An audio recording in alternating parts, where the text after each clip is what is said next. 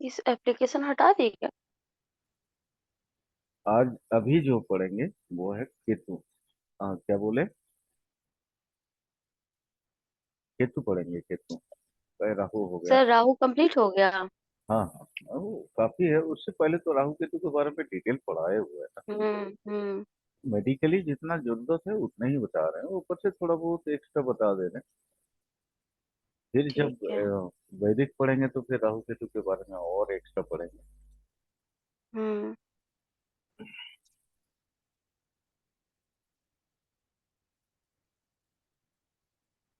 देखिए, ये केतु जैसे राहु रहस्यमयी है ना, वैसे केतु भी रहस्यमयी ग्रह है। हमारे जिनको आधुनिक वराहमिहिर बोला जाता है, हमारे गुरु जी माननीय कृष्णमूर्ति जी, उनको तो आधुनिक वराहमिहिर बोला जाता है। उन्होंने भी एक ही बात बोला कि राहु जिस जगह पे बैठता है हम्म। उसको देख लो, उसकी राशि की जो टेम्परमेंट है वो राहु खींच लेगा। उसी तरह से उन्होंने केतु के बारे में भी बताया। देखिएगा, जब हम लोग केपी स्टार वन जो खोलते हैं, उसमें एजेंट के रूप में राहु केतु को दर्शाया हुआ होता है कि ये ग्रह का ये एजेंट बना हुआ है ना। तो एजेंट मतलब क्या है? किसी के घर में राहु अगर हो जाता है तो उसके जैसा वो एसेंस ले लेता है। इसके अलावा भी कुछ राहु और केतु की एक्स्ट्रा जो कैरिकुलम है, वो खाली मैं आप लोगों को बता दे रहा हूँ। बाकी तो प्रैक्टिकल करते हुए चलेंगे तो राहु केतु और डिटेल समझ में आएगा धीरे धीरे।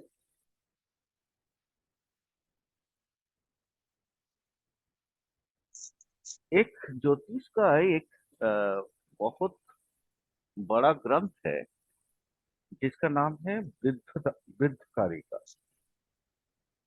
ठीक है? उसमें केतु को बोला गया है गुरु ध्वज कवि जा सु यथा पूर्वम शुभाग्रह।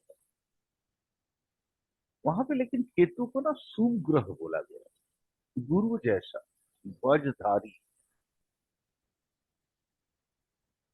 ध्वजधारी ऐसे पराशर जी ने बोला क्या? कुजवत केतु, माने मंगल के जैसा केतु का आचार आचरण व्यवहार है। इसलिए मैं बार बार बोलता हूँ रहस्यमय ग्रह, क्योंकि हमारे पूर्वज राहु और केतु को ओरिजिनली डिफाइन ही नहीं किए, नहीं कर पाए। हमने भी राहु केतु पे बहुत रिसर्च किया है, वो समय आने पे आप लोगों से साझा करेंगे।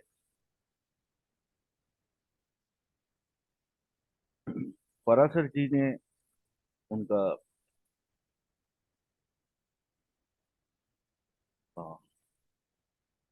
द्वादश का केतु और उसके शुभ दृष्टि के बारे में एक श्लोक, उनका भी फेमस श्लोक है जो मैक्सिमम एस्ट्रोलॉजर के चमान में रहता है।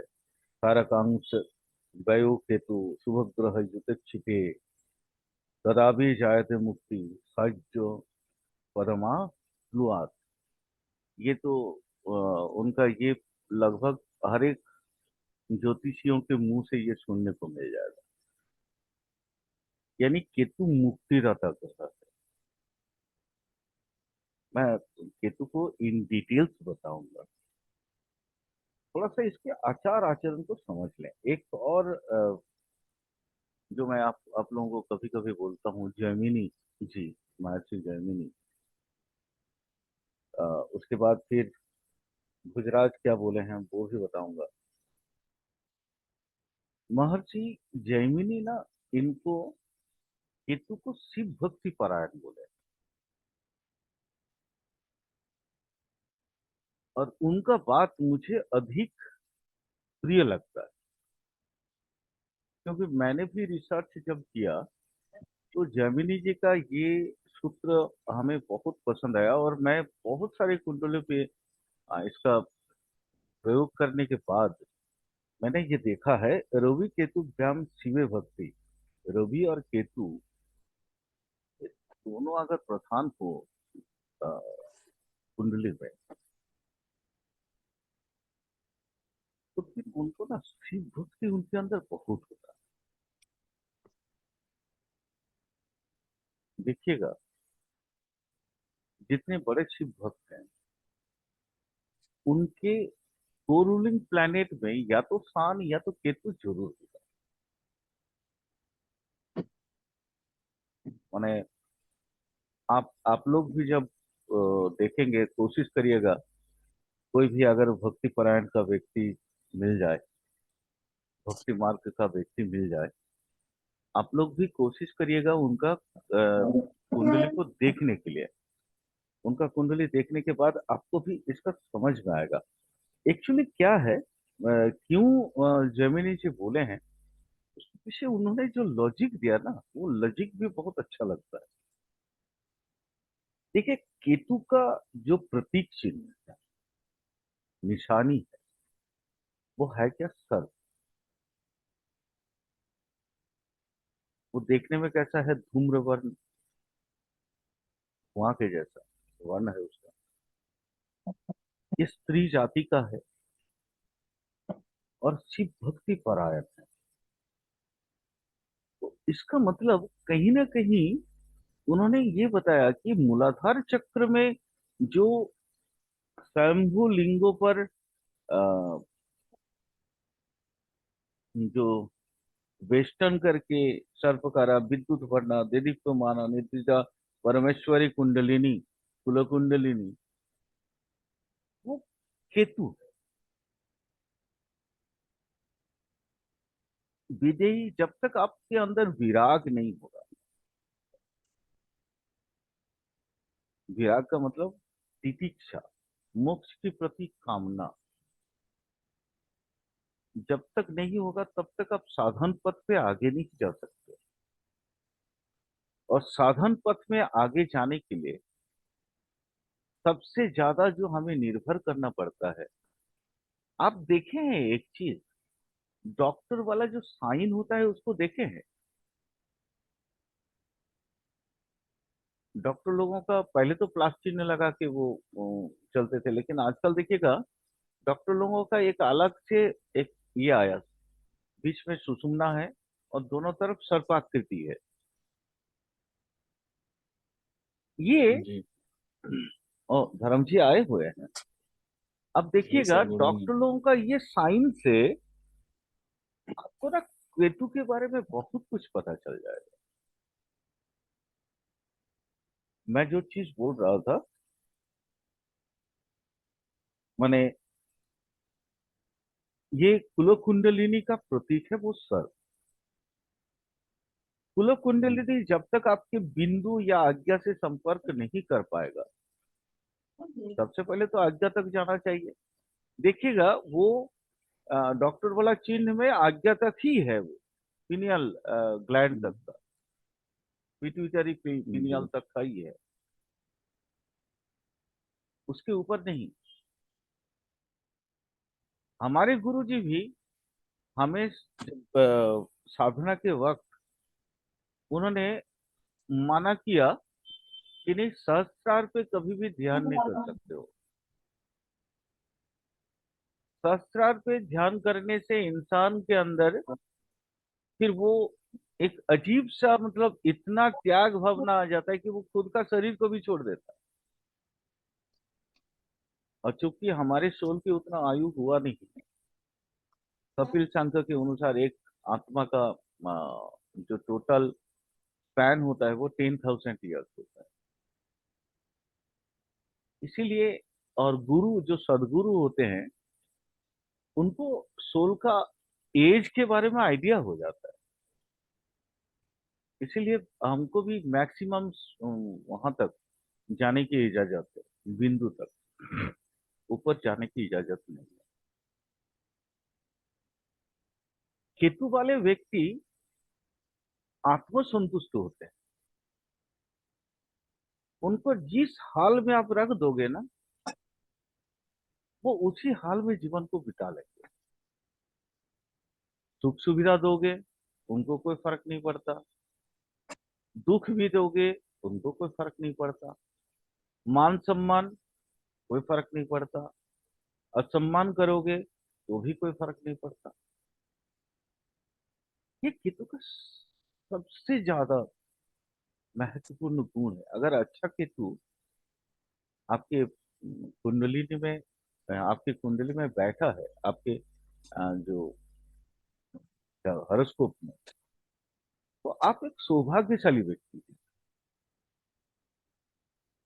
राहु है तो जैविक सुख साधन के लिए बहुत ज्यादा सौभाग्यशाली है। केतु अगर है ना, तो तंत्र मंत्र की विद्या आपको सतत प्राप्त होगा। कोरुणी खास करके कासवान में, जैसे देखिएगा, अ, हम मेडिकल एस्ट्रोलॉजी की शुरुआती में या शायद उससे पहले भी जब नक्षत्र पढ़ाए थे, तो मैंने बोला था कि अश्विनी नक्षत्र वाले पैदाइशी डॉक्टर होते हैं। बोले थे ना धर्म सर? जी सर। तो अश्विनी नक्षत्र है किसका? केतु का। तो इसलिए केतु का माने मेष राशि में, लियो राशि में और धनु राशि में केतु के 3 नक्षत्र आते हैं। ये तीनों में ही पैदा हुआ व्यक्ति, मतलब उनको पैदाइशी कुछ ना कुछ मेडिकल का नॉलेज रहता है। तंत्र मंत्र की ज्ञान अपने आप होता है। मैं एक दिन एक छोटा छोटा कुछ क्लास करूंगा, जिसमें जैसे आजकल बहुत ज्यादा प्रचलन में है काला जादू वगैरह। तो किस राशि के हम्म। लोगों को काला जादू जल्दी, किस नक्षत्र के लोगों को काला जादू जल्दी इफेक्ट करता है और किसको करता ही नहीं है, वो बताऊंगा। तो उस समय भी मैं ये नक्षत्र के बारे में आपको एक बार दोबारा बताऊंगा।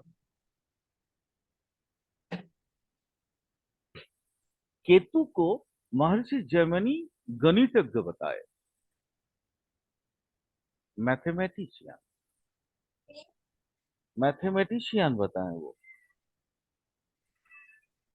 महर्षि जैमिनी केतु को गणितज्ञ बताए, मैथमेटिशियन।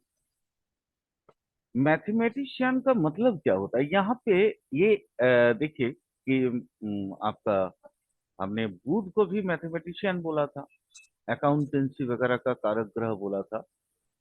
और जैमिनी गणितज्ञ इस किस मामले में बोले हैं? ये एक चीज समझे, दोनों में क्या डिफरेंस है। ये केतु का जो गणित है ना, वो गणित, लेकिन ये अरिथमेटिक एलजाब्रा इस तरह का नहीं है। वो गणित होता है, हमने हम पैदा हुए हैं, हम लाइफ में आए हैं, हमने क्या दिया और हमने क्या पाया। ये भी तो एक गणित है ना। जीवन का हिसाब किताब भी तो, लेखा जोखा भी तो एक गणित है। ये गणितज्ञ है केतु, जो जीवन को बहुत मूल रूप से समझने की कोशिश करता है। आप साधन पथ पे आगे बढ़ेंगे कैसे? अगर आपके आंख कान खुला नहीं रहेगा, तो आप साधना के रास्ते पे आगे नहीं जा सकते। नेचुरली आपको तो इंसान के अंदर त्याग कब आएगा? जब वो देखेगा मैंने जितना दिया है उसका एक जरा सा भी परसेंटेज मुझे मिला नहीं है, तो इंसान ना सैचुरेटेड हो जाता है। फिर उसके अंदर आता है, मोह भंग हो जाता है उसका, और फिर वो त्याग के रास्ते पे खुद को या खुद ही चलना सीख लेता है। खुद को चलवा लेता है या खुद ही चलना सीख लेता है। ये जैमिनी जो केतु को गणितज्ञ बोले ये गणित, लेकिन वो वाला गणित नहीं है, ये वाला गणित।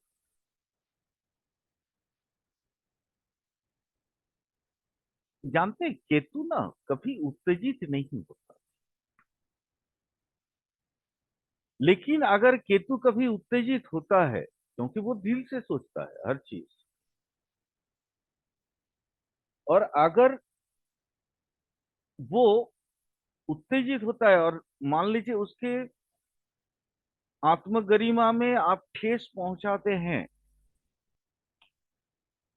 और एक बार केतु अगर शत्रु मान ले, तो फिर वो ना खुद को छोड़ता है ना शत्रु को छोड़ता है, किसी को नहीं छोड़ता।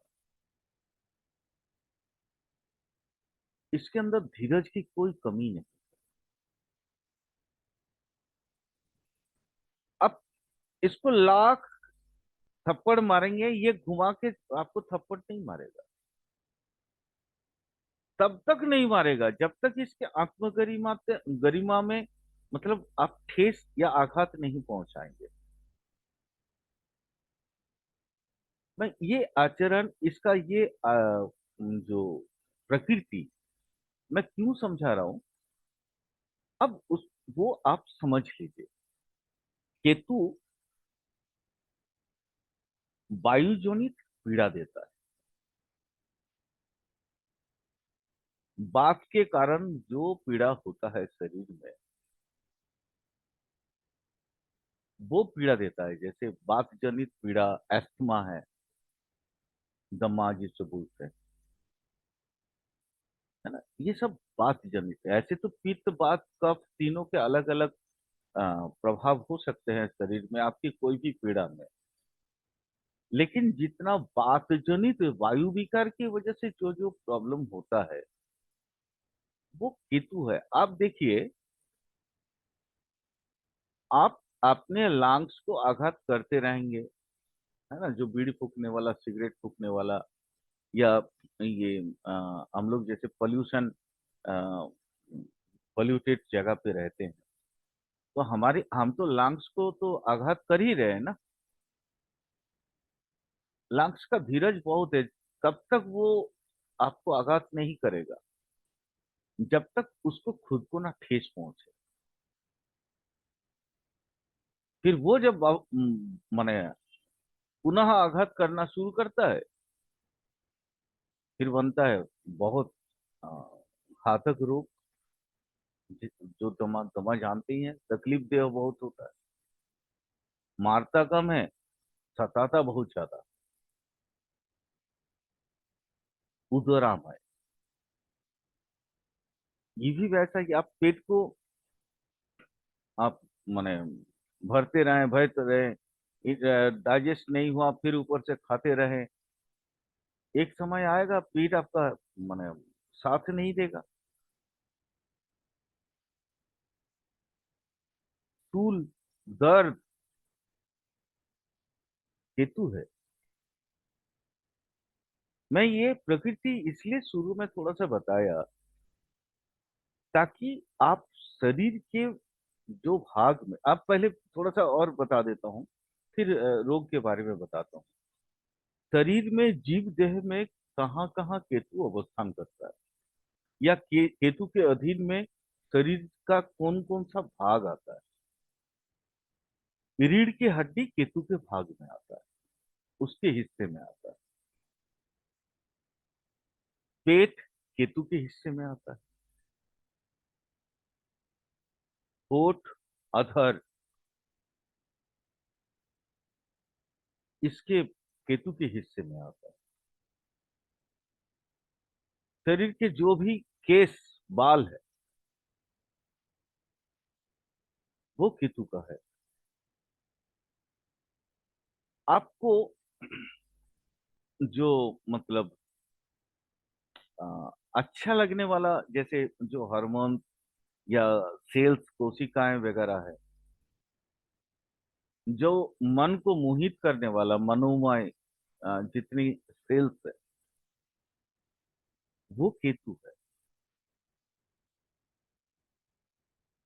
अब आप सोचिए, आपके अगर ब्रेनल सेरिब्रोस्पाइनल फ्लूइड या डोपामिन बहुत अच्छा अवस्था में हो, तो आपको जल्दी गुस्सा तो आएगा नहीं।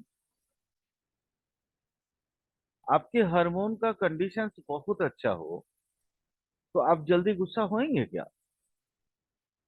नहीं होएंगे। सबसे बड़ी बात, आपके अंदर संतुष्टि बहुत होगी। आत्म संतोष से आप लबालब होंगे। तब तक लबालब होंगे जब तक कि आपको कोई आपके आत्मगरिमा या स्वाभिमान, या जो भी आप आत्मगरिमा या जो भी बोलिए, वहां पे कोई ठेस नहीं देता है, तब तक आपको, आप प्रसन्न चित्त हैं। लेकिन कोई अगर आपको वहां पे ठेस देता है आपकी व्यक्तित्व पे, फिर वहां आप घूमना स्टार्ट कर देते हैं। फिर आप शुरू करते हैं उससे शत्रु। और ये शत्रुता इतनी अधिक होती है, एग्जैक्टली याद नहीं है मैं किस किताब में पढ़ा था, बट वहां पे एक लैंग्वेज मैंने पढ़ा था, शायद वागल जी की किताब में पढ़ा था। उन्होंने लिखा था कि जैसे जंगल में आग नहीं लगता है, उसको क्या जी बोलते हैं धर्म सर? दावानल ना? जी, दावानल। दावानल बोलते हैं ना? वो जी केतु सर। का जो गुस्सा है ना, वो दावानल की भांति है। वो कुछ नहीं, क्योंकि ऐसे उसका आंख नहीं है, वो कुछ नहीं देखता, कुछ नहीं सोचता, और खुद को भी जला देता है, औरों को भी जला देता है।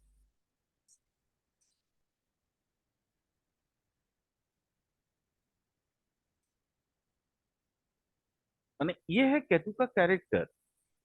और आप देखिए, मैंने जीव देह का जो जो हिस्सा आपको बताया, रीढ़ की हड्डी, क्या जल्दी टेढ़ा होता है भाई? नहीं होता है ना। नहीं सर। लेकिन आप अगर एकदम इसको इस तरह से डेली बाय डेली बैठते रहेंगे, तो क्या होगा? फिर आपका भाटीब्रा इधर से उधर हिलने लगेगा, स्लिप डिस्क होगा, फिर स्पॉन्डिलाइटिस, उसके बाद फिर बात शुरू हो गया ना प्रॉब्लम। इसलिए केतु बहुत अच्छा है, बहुत ही अच्छा है। केतु अगर अच्छा होना तो आप सजग रहते हैं हमेशा। आपकी चिंता, माने टेंशन, चिंतन तो करते हैं आप, लेकिन जो तनाव होता है ना, वो बहुत कम होता है। आपके अंदर जागरूकता बहुत अधिक होती है। नेचुरली केतु प्रधान व्यक्ति भी खान पान बहुत सुचारू रूप से करने की कोशिश करता है। उसको जो खाने का होगा वही खाएगा, अन्यथा वो कुछ नहीं खाएगा। केतु प्रधान लोग अधिक दिन तक जीवित रहते हैं, क्योंकि इनके शरीर में इम्यूनिटी बहुत स्ट्रांग, मेटाबॉलिज्म बहुत स्ट्रांग होता है इनके बॉडी।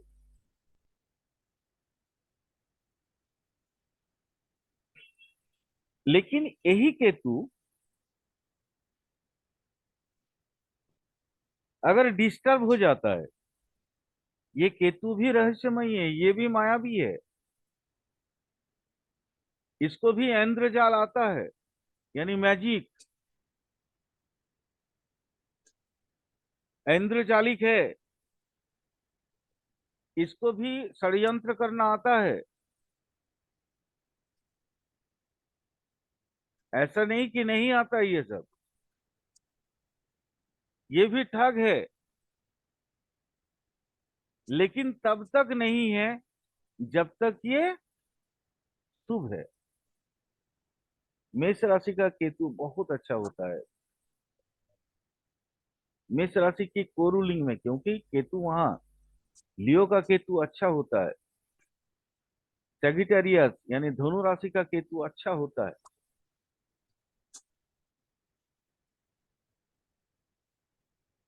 वहां पे ये जल्दी कुपित नहीं होता, क्योंकि केतु के नक्षत्र ही वहीं पड़ा हुआ है।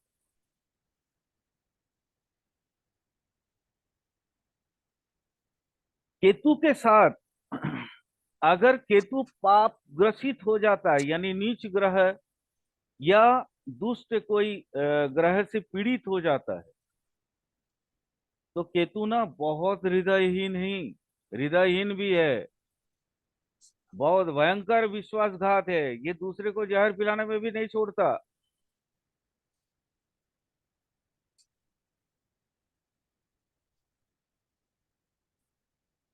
शुभ ग्रह कृतज्ञ है, शुभ केतु जो है ना, शुभ केतु,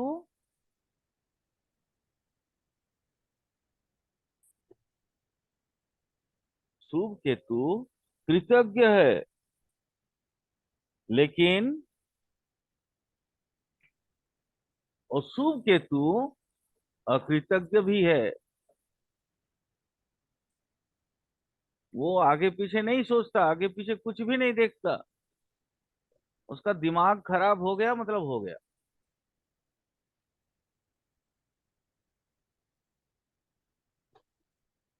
ये जो कसाई खाना होता है ना सब, जहाँ पे मीट काटने वाले लोग होते हैं, वो पाप पीड़ित ग्रह का मतलब केतु है।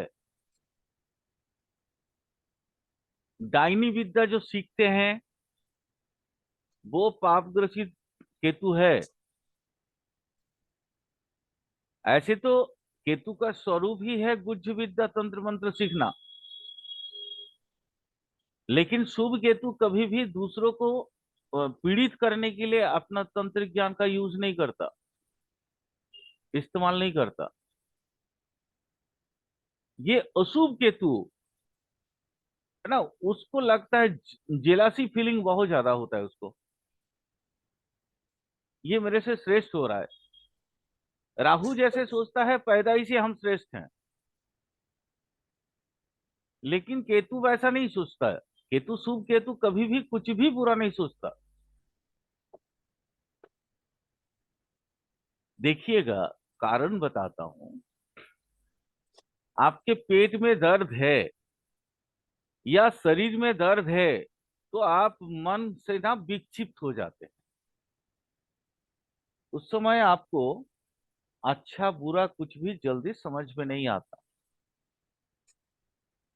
आता है कि आप दर्द से कराह रहे हैं और मैं आपको एक अच्छा अच्छा उपदेश दूंगा, तो क्या आप सुनोगे सर मेरी बात को?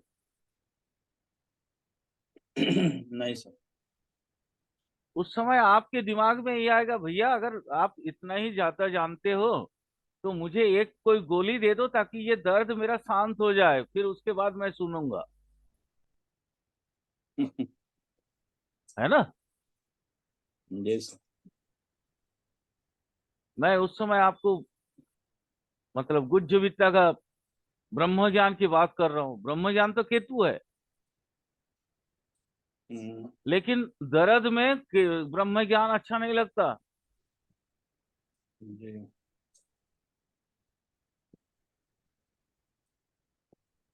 अच्छा, क्योंकि मैंने आपको जैमिनी जी का बोला था, तो गणित विद्या मतलब ये तो मैंने थोड़ा डेफिनेशन दिया था गणित विद्या का कौन सा, लेकिन नॉर्मल गणित विद्या भी केतु ही है। ठीक है?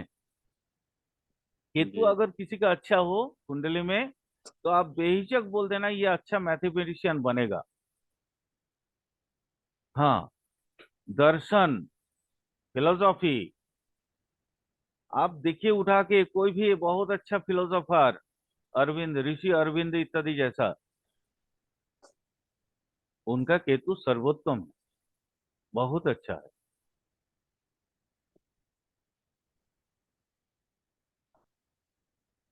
केतु का सबसे एक मजेदार कैरेक्टर जानते हैं क्या है? केतु ना दोस्ती करता है, लेकिन बहुत रहस्यमय दोस्ती करता है। उससे उसको चाहिए नहीं कुछ, लेकिन चाहिए बहुत कुछ। कॉन्ट्राडिक्टरी बात बोल रहा हूं मैं।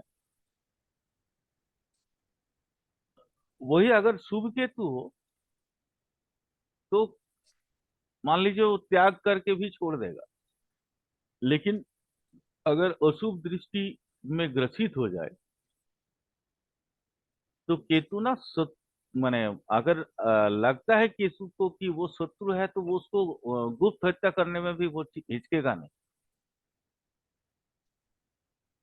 ये गुप्त घातकता केतु का एक बहुत बड़ा मतलब सिम्टम है। आप एक सिंपल सा चीज समझिए, पेट सही है, आप अच्छा खासा चबा पा रहे हैं, आपके रीढ़ की हड्डी सही है, आपके मांसल शरीर बहुत मजबूत है, तो आप किससे डरोगे? डरोगे नहीं ना, बीमारियों से भी नहीं डरोगे। लेकिन वही अगर आप विषादग्रसित हो जाए, हर समय दुश्चिंता में घिरे रहे खुद को, तो ऐसे ही आपका मन छोटा हुआ रहेगा। फिर उस समय कुछ भी अच्छा नहीं लगता। वो पाप पीड़ित केतु है। इसीलिए बार बार बोल रहा हूं कि जब भी देखिए नॉर्मल कुंडली में भी वही बात आती है। कोई भी प्लैनेट को जब बहुत अच्छा से जब तक आप नहीं समझ पाएंगे, तो आपका जो ज्योतिषी बनना ना आधा अधूरा होता है। दृष्टियों को देखना बहुत जरूरी होता है। दृष्टि नहीं देखेंगे, प्रैक्टिकल तो हम लोगों ने किया ही है ना केपी में। बहुत बहुत एक आध नहीं, कई सारे के प्रैक्टिकल किए हैं। तो वहां पे हमने देखा भी है दृष्टि कितना खतरनाक होता है। एक दूसरे ग्रह को किस तरह से अपने अधीन करके वो क्या कहते हैं, अपना काम निकलवा लेता है, ये भी देखे हैं। जो भी हो, अभी एक क्लास और करेंगे एक्चुअली। यूरेनस, नेपच्यून और प्लूटो को शरीर के बारे में थोड़ा सा समझना जरूरी होगा, है ना। क्योंकि ये तीनों को शरीर, खास करके मेडिकल एस्ट्रोलॉजी में समझना जरूरी है। एक क्लास और करेंगे, जी। ठीक है। और उसके जी। बाद एक दो ठो प्रैक्टिकल भी करेंगे मेडिकल एस्ट्रोलॉजी का। जी।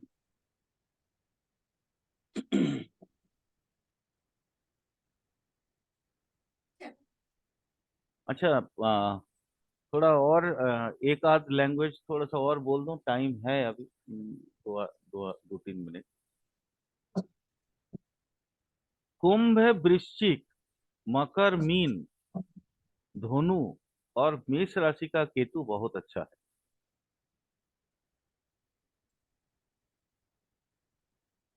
मंगल और केतु मान लीजिए एक ही भाव में बैठा हुआ है, और वो मंगल या केतु, अब केतु है ना, तो ठीक उल्टा में क्या होगा? अ, आपका राहु होगा। एकदम 180 डिग्री में होता है ना, जहां केतु होता है ठीक ऑपोजिट 180 डिग्री में राहु होता है। तो राहु का दृष्टि तो हम लोग केपी में नहीं मानते हैं, लेकिन वैदिक में माना जाता है, जैमिनी में माना जाता है। उसमें तो राहु का कई सारी दृष्टि माने हैं। तो ये पाप पीड़ित अगर मंगल केतु के साथ बैठ जाए या ट्राइन में आ जाए,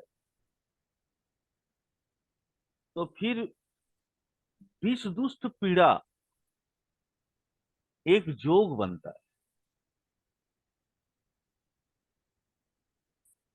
मैं इसको जस्ट टच कर रहा हूँ। इन डिटेल्स कभी अगर वैदिक पढ़ेंगे हम लोग एक साथ, तो डिटेल्स में बताएंगे कभी। थोड़ा समय है इसलिए टच कर दिए, ताकि आप लोगों को याद रहे। कभी जब वैदिक पढ़ेंगे तो आप मेरे से पूछना, सर आप 20 दुष्ट पीड़ा क्या बोले थे, ठीक है। सर वैदिक में तो काल सर्प दोष, मंगल दोष, ये सब भी बताता है। हाँ वो बहुत बाद में आया।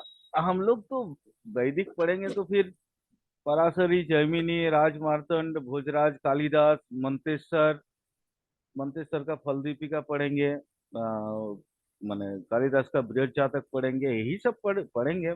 बराह जी का पढ़ेंगे, ठीक है। हम लोग पढ़ेंगे भाई ओरिजिनल किताब। बाद में जो अपभ्रंश होकर नया किताब बना है वो सब नहीं पढ़ेंगे, ठीक है। काल सर्प दोष वैदिक में भी नहीं माना जाता। ये तो अभी फिलहाल उसके बाद के लोग मानने लगे। अरे पुरोहितों का भाई पैसा चाहिए ना। पैसा चाहिए हम्म। तो आपको डराएगा नहीं।